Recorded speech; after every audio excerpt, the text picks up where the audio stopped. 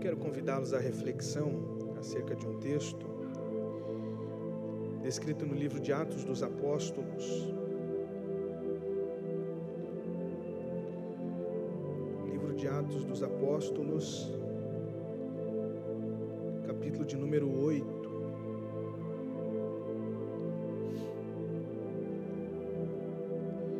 Atos dos Apóstolos, capítulo de número 8.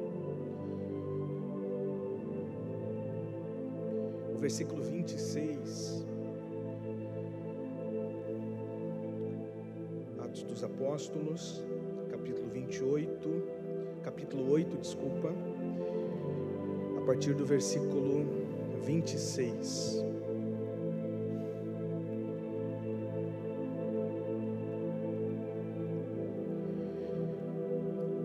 A palavra de Deus diz assim: E o anjo do Senhor falou a Filipe, dizendo: Levanta-te, vai para a banda do sul, ao caminho que desce de Jerusalém para Gaza, que está deserto. E levantou-se e foi. E eis que um homem etíope, eunuco, mordomo-mor de Candace, rainha dos etíopes, o qual era superintendente de todos os seus tesouros, e tinha ido a Jerusalém para a adoração. Regressava e, assentado no seu carro, lia o profeta Isaías. E disse o Espírito a Filipe: Chega-te e ajunta-te a este carro. E correndo Filipe ouviu que lia o profeta Isaías e disse: Entendes tu o que lês? E ele disse: Como poderei entender, se alguém não me ensinar? E rogou a Filipe que subisse e com ele se assentasse. E o lugar da escritura que lia era esse: Foi levado como ovelha para o matadouro. E como está o mundo, o cordeiro diante do que os tosquia, assim não abriu a sua boca. Na sua humilhação foi tirado o seu julgamento. E quem contará a sua geração? Porque a sua vida é tirada da terra. E respondendo o eunuco a Filipe disse: Rogo-te, de quem diz isso? De si mesmo ou de outro? Então Filipe, abrindo a boca e começando nesta escritura, lhe anunciou a Jesus. Amém. Assentai-vos, por favor.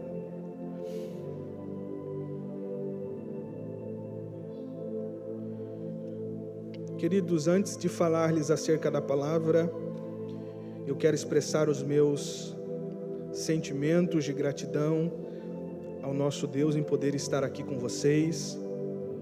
É sempre uma grande honra poder servir esta igreja, servir a igreja de Cristo.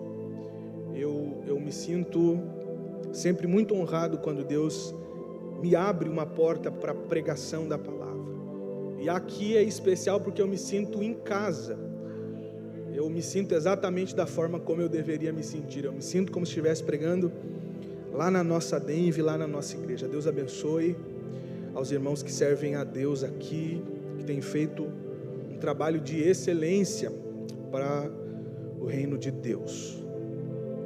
Quantos vieram ouvir a palavra de Deus, digam amém. Pouca gente.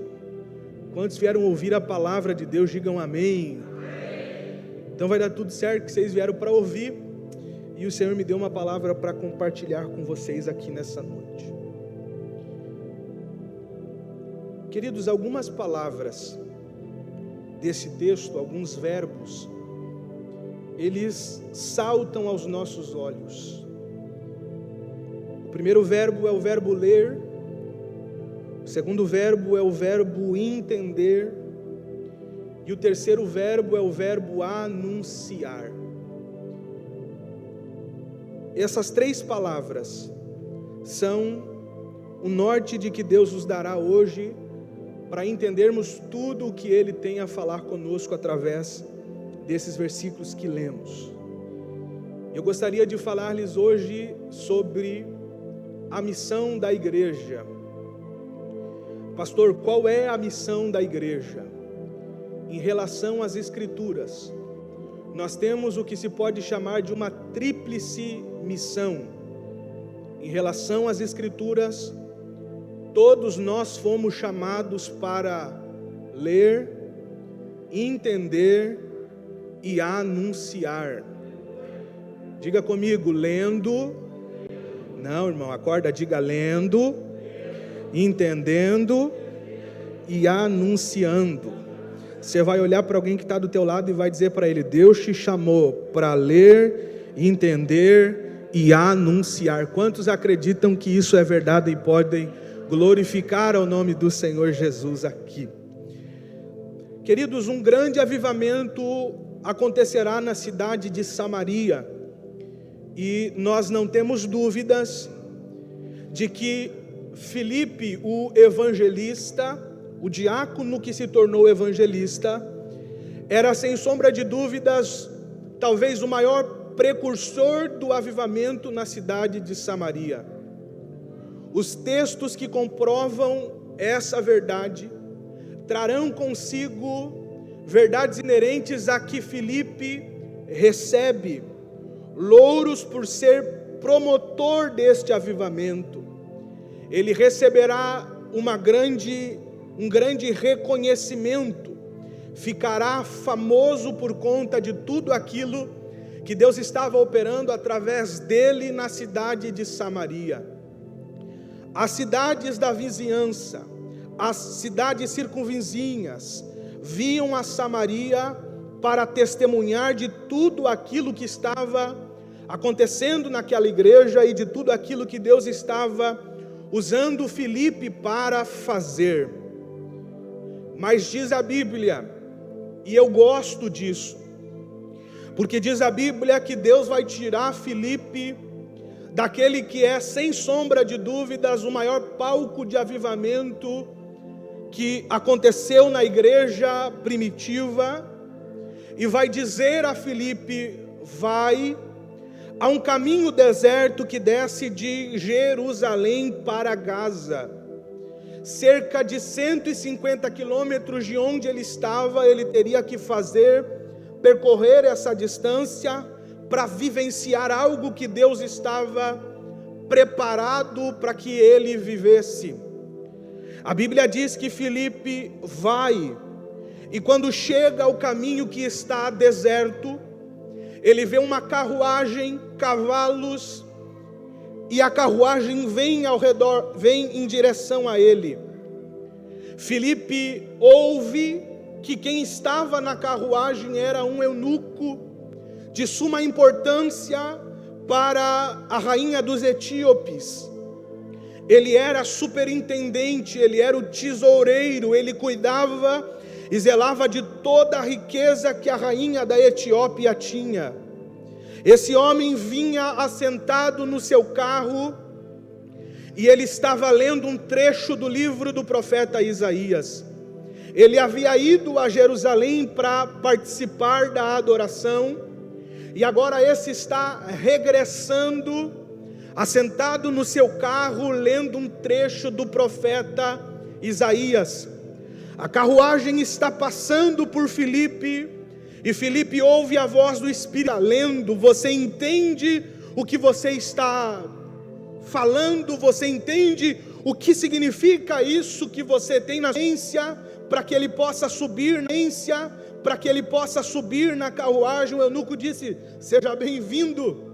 Quando eles estão naquela carruagem, o eunuco faz algumas indagações a Filipe, e Filipe, diz a Bíblia, que ele abre as Escrituras, aleluia, ele abre as Escrituras e começa a falar de Jesus, e começa a anunciar a Jesus. Esse é o plano de fundo dessas três verdades que Deus tem a falar conosco nessa noite, que todos nós fomos chamados para a tríplice missão de ler as Escrituras, entender as Escrituras e anunciar as Escrituras. Diga comigo, eu preciso. Não, irmão, acorda, diga, eu preciso, em primeiro lugar, ler as Escrituras.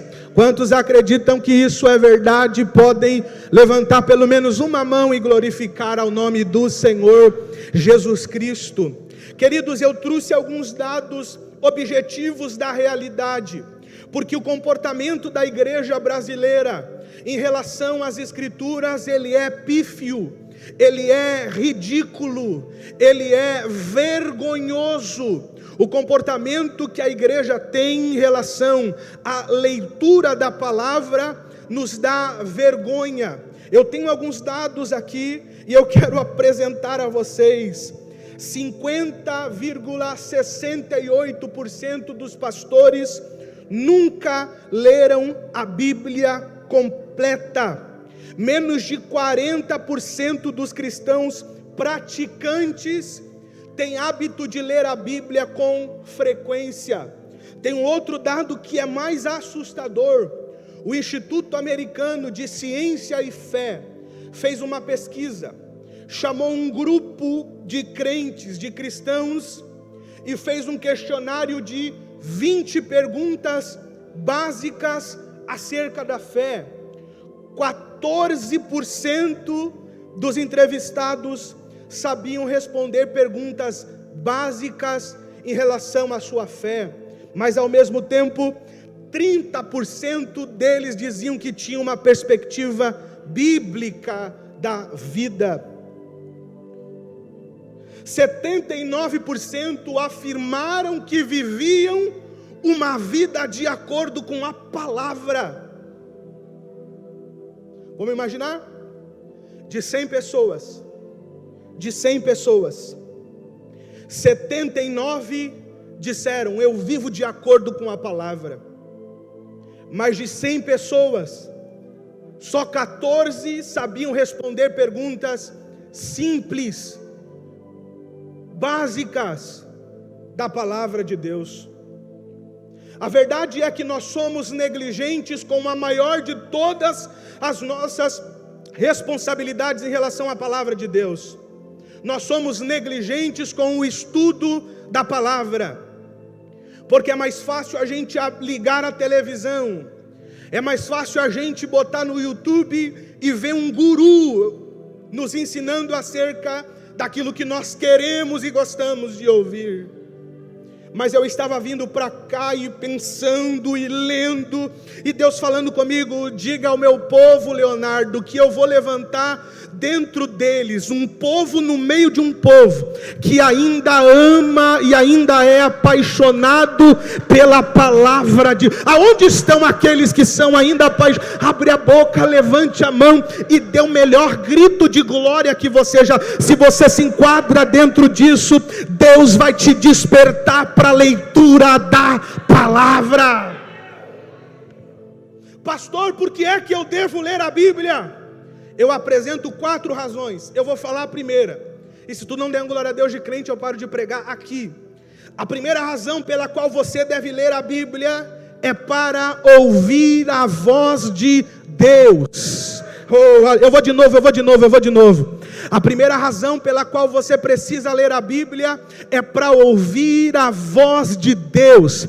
Nenhum pregador, nenhum outro livro, nenhuma conferência, nenhum congresso, nenhuma mensagem é mais profunda e é mais séria do que a Bíblia. Quer ouvir a voz de Deus? Então abra a sua Bíblia e leia o que está escrito nela. Ela sim é a única voz que não consegue superar. Então abra a sua Bíblia e leia o que nela está escrito. Você quer superar aquilo que você não consegue? Você quer vencer aquele pecado que só Deus sabe que você tem?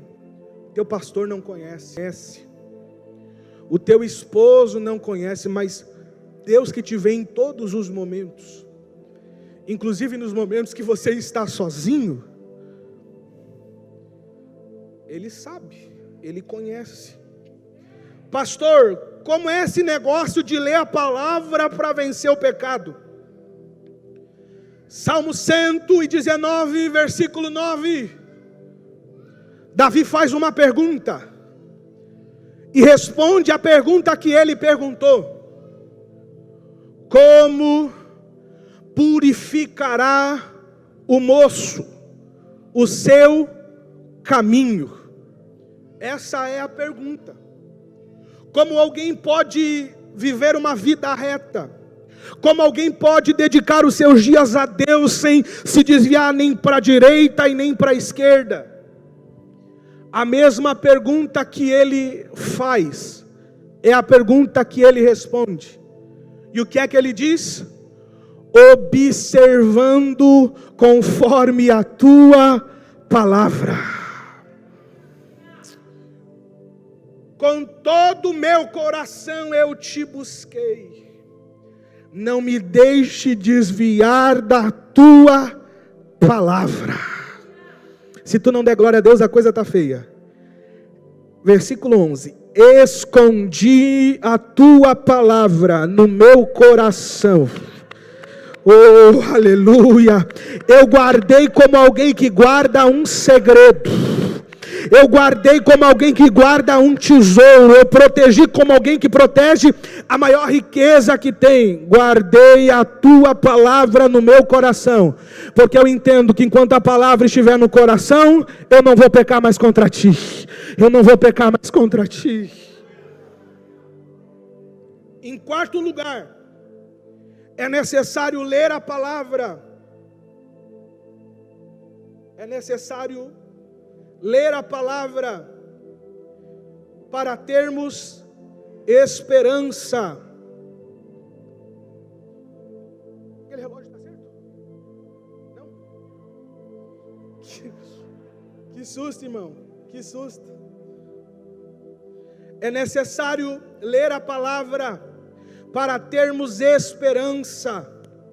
Romanos capítulo 15, versículo 4 diz: pois tudo que foi escrito no passado foi escrito para nos ensinar, de forma que por meio da perseverança e do bom ânimo, procedente das Escrituras, mantenhamos a nossa esperança. Você perdeu de dar glória a Deus. Paulo está dizendo a uma igreja que está em 4 situações: ou em fuga, ou presa, ou escondida, ou morta.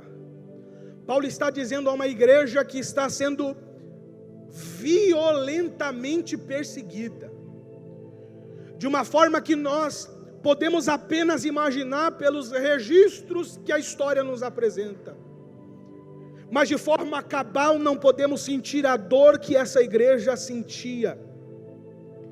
E a naturalidade de crentes perseguidos era o cogitar o pensamento da desistência. Paulo escreve encorajando esses irmãos, dizendo a eles: gente, toda a palavra que veio antes da gente, tudo que já foi escrito até aqui, foi escrito para nos ensinar, de forma que, por meio da perseverança e do bom ânimo, que não vem da nossa força, que não vem da nossa capacidade, que não vem de uma profecia simples, por meio da perseverança e do bom ânimo que não vem de uma filosofia humana, mas por meio da perseverança e do bom ânimo que procedem das Escrituras, mantenhamos a nossa esperança. De qual esperança Paulo se refere? A esperança de que Cristo morreu, ressuscitou, foi assunto aos céus e voltará para buscar a igreja. Oh, aleluia. Eu quero que você levante uma mão. Eu quero que, não, faça melhor. Levante as duas mãos, as duas mãos, as duas mãos, as duas mãos. Nós estamos vivendo em tempos difíceis, onde é muito fácil perder a esperança, onde é muito fácil nós nos desiludirmos. São doenças, são mortes, são perdas, são situações que nós não poderíamos estar passando, mas estamos sendo castigados e recebendo o salário do nosso pecado. Mas a palavra de Deus está dizendo: mantenha a esperança, persevere e mantenha o bom ânimo, porque eles vêm da palavra de Deus, eles vêm da palavra de Deus. Se você observar conforme a palavra, a tua esperança de ser arrebatada com a igreja não desmorecerá, pelo contrário, você cantará. Nossa esperança é a sua vinda, o Rei dos Reis, em breve, em breve, em breve, vem nos buscar. Quantos acreditam nisso e podem glorificar ao nome do Senhor? Você vai dizer para alguém do teu lado: mantenha a esperança. Diga: mantenha a esperança. Leia a palavra de Deus.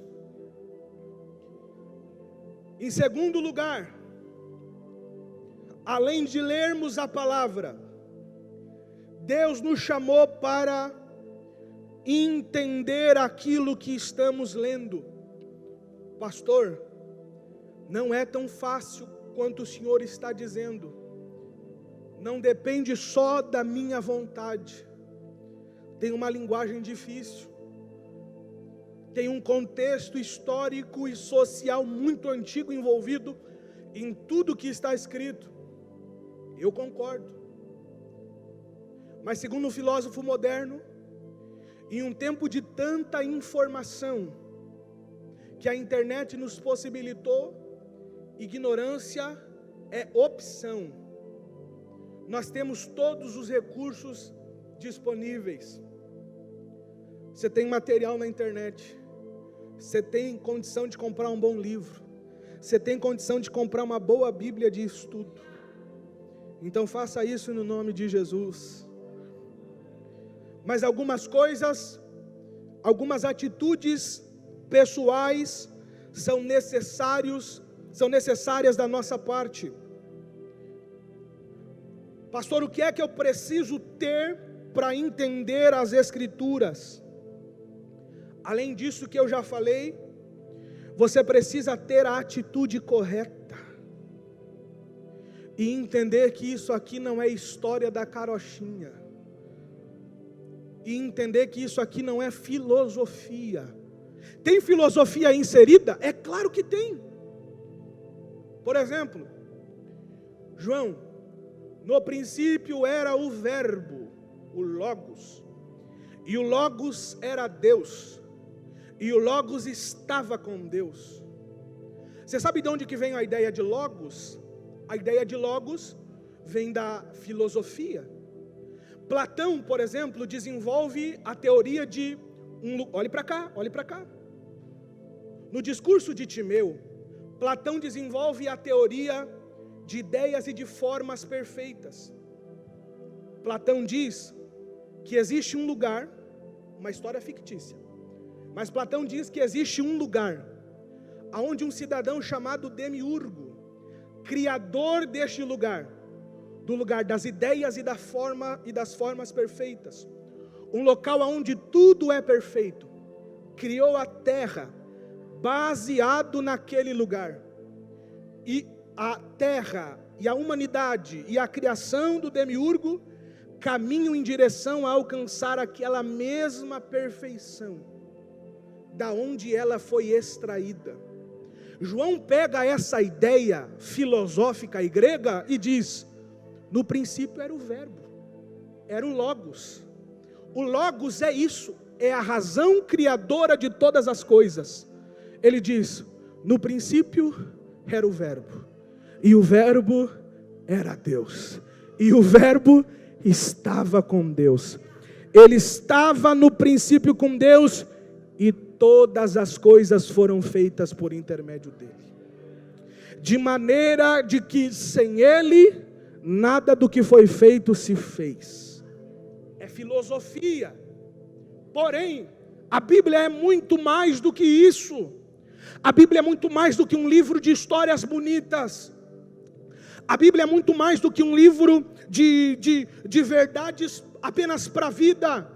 Mas a Bíblia, se tu não der glória a Deus de crente, está feia a coisa.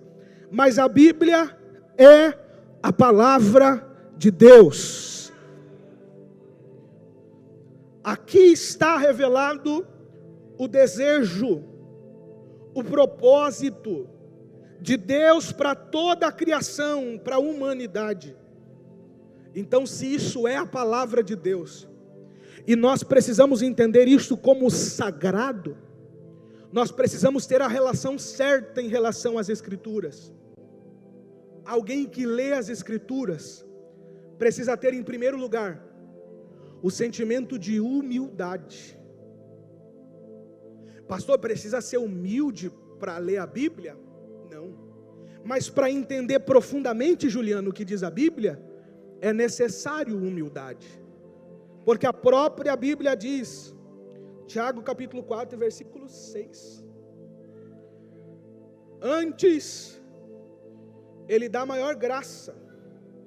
Portanto diz, Deus resiste ao soberbo. Mas quem está lendo e não está entendendo nada, Deus dá graça aos humildes. Então tenha a relação certa com a palavra de Deus. Segundo lugar, evite, olhe para cá, evite uma fé cega que não é baseado no raciocínio. Pastor, eu posso acreditar em algo que eu não entendo? Pode. Eu posso acreditar em algo que eu não conheço? Pode. Mas o ideal é que você acredite buscando conhecimento profundo daquilo que você está dizendo.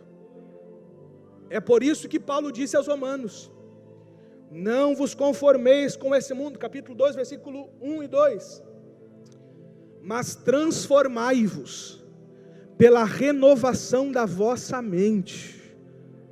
Ou seja, o processo passa pela racionalidade. Porque só depois, com a mente renovada, vocês vão entender qual é a boa, agradável e perfeita vontade de Deus. Pastor, além de ter a atitude correta, eu preciso do quê? Você precisa orar a Deus pedindo sabedoria. Dia desse eu tive um debate com alguém, e ele me disse, rapaz, você é muito inteligente, você é muito sábio. Eu disse, não, peraí, você está dizendo uma coisa ou outra? Ele está dizendo, não, acho que você é as duas. Eu falei, como é que você sabe? Porque na minha avaliação, inteligência e sabedoria são coisas distintas. É possível ser inteligente e não ser sábio, assim como é possível ser sábio e não ser inteligente. É uma questão de lógica e princípio. Qual é o propósito da inteligência? Dedicação ao estudo. Qual é o princípio da inteligência? Estudo. Alguém que estuda muito, necessariamente vai ser inteligente sobre o assunto que ele está estudando. Mas qual é o princípio da sabedoria? É diferente. O princípio da sabedoria é o temor a Deus. São coisas distintas. Eu já vi gente que é inteligente, mas não é sábio. Irmão, eu já vim para cá, está ali o Everton, me vendeu um carro. Pensa no carro. Ele disse assim, pastor, tua vida está boa demais, eu vou te conseguir um Corsa para te dar um pouco de problema. Estou brincando. Eu amo demais ele. Irmão, se eu contar para vocês o que ele fez, eu me emociono. Eu tenho até hoje um recibo no meu carro. Ele me vendeu o carro, ele ainda falou, pastor, eu vou te dar o carro com gasolina, e me deu o carro com gasolina. Eu até hoje guardo aquele recibo. Deus te abençoe, Deus te abençoe. Eu vim para cá, olhe para cá, eu vim para cá buscar o carro, aqui atrás. O Uber simplesmente era um gênio, inteligentíssimo, mas estava andando num carro alugado. vivia numa casa que não era dele. Segundo ele, ganhava R$70 por dia trabalhando como Uber. Era inteligentíssimo, mas faltava sabedoria para conseguir dar certo em outras áreas. Porque inteligência você busca estudando, sabedoria você busca temendo a Deus, se relacionando com Ele, de acordo com o que diz as Escrituras. Nós somos chamados, em segundo lugar, para entender. Pastor, o que é que eu preciso para entender? Você precisa de regularidade.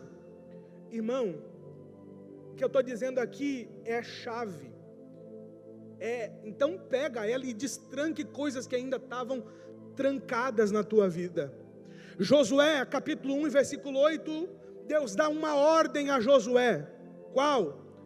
Não se aparte da tua boca o livro dessa lei, antes medita nele de dia e de noite e de dia e de noite e de dia. Você nunca vai conhecer profundamente a Bíblia enquanto ela estiver aberta na tua estante pegando poeira. Eu profetizo de olhos bem abertos, irmão, porque isso aqui não é brincadeira, eu não estou aqui brincando.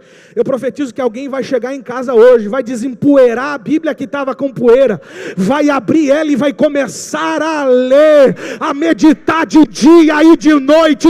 Levante a mão, levante a mão, levante a mão.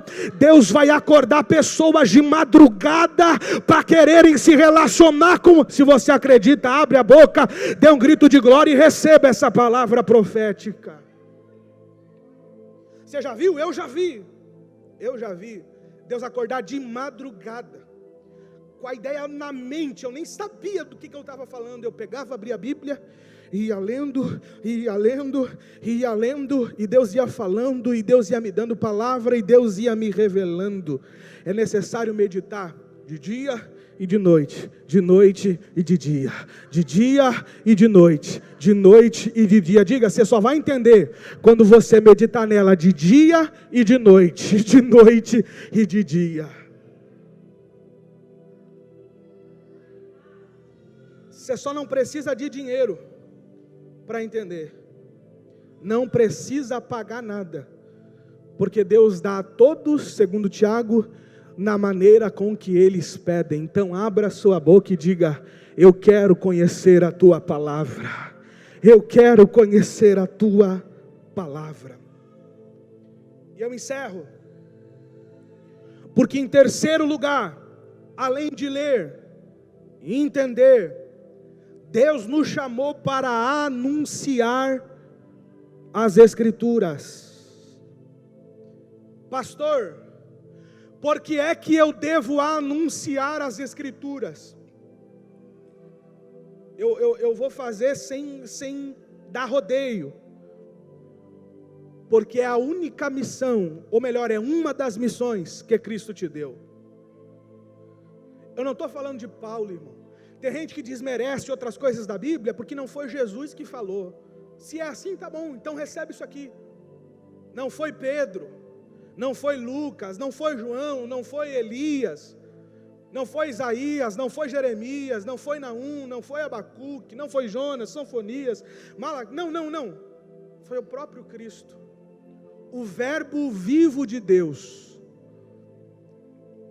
Mateus capítulo 28, versículo 19. Se tu não der glória a Deus, eu paro aqui e não termino a mensagem. Portanto, ide por todo mundo e pregai as Escrituras. Levante a mão, levante a mão, levante a mão, levante a mão. Eu recebo a autoridade de Deus aqui, eu recebo a autoridade de Deus aqui. Eu recebo inspiração de Deus aqui para dizer para alguém que Deus vai começar a te usar nos ambientes que você não espera que Deus te use. Deus vai começar a usar alguém no trabalho, Deus vai começar a usar alguém dentro da condução, Deus vai começar a usar alguém no ambiente que você está vivendo, Deus vai começar a te usar na tua igreja. Se prepare, Deus vai começar a levantar a pessoa. Cristo te ordenou, então abra a tua boca e anuncie as verdades da palavra de Deus. Em segundo lugar, Deixa eu correr para encerrar, irmão. Em segundo lugar, essa aqui é a que eu mais gosto. Eu acho que eu nem vou falar da última, eu vou falar só dessa e encerro. Eu vou falar dessa aqui e encerro porque é a que eu mais amo. 1 Coríntios, capítulo 9, versículo 16. Tem aí?